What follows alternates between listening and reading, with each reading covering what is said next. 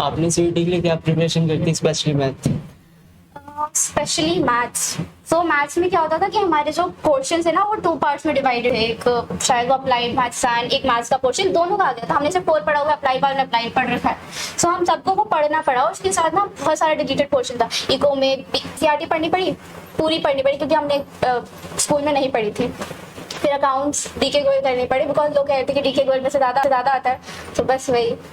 Then maths में ये हुआ था कि मुझे लगता था कि नहीं होगा क्योंकि मैथ्स ना बहुत मुश्किल था और हमारे टाइम पे सच में मैथ्स का पेपर बहुत मुश्किल आया था लास्ट ईयर, देखा होगा। सो ऐसा नहीं कि हमने होप छोड़ दी थी कि मैथ्स क्लियर नहीं होगा, पर सच में नहीं हुआ।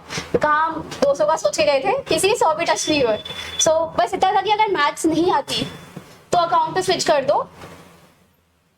एडवाइस, जस्ट जनरल एडवाइस, अगर मैथ्स नहीं हो रही है तो स्विच कर लो अकाउंट पे, क्योंकि हमें बीकॉम और मुझे पहले इको ऑनर्स मिला था एसआरसीसी में ही।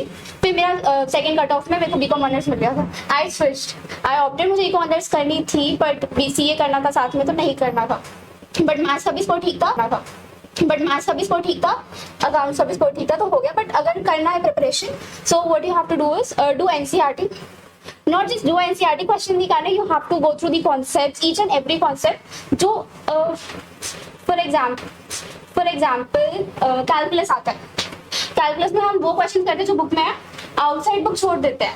एनसीईआरटी कभी अपनी बुक से डायरेक्ट क्वेश्चन नहीं देता। फैक्ट है, हमें लगता है कि एनसीईआरटी से रिपीट हो रहा है क्वेश्चन, कभी नहीं होता।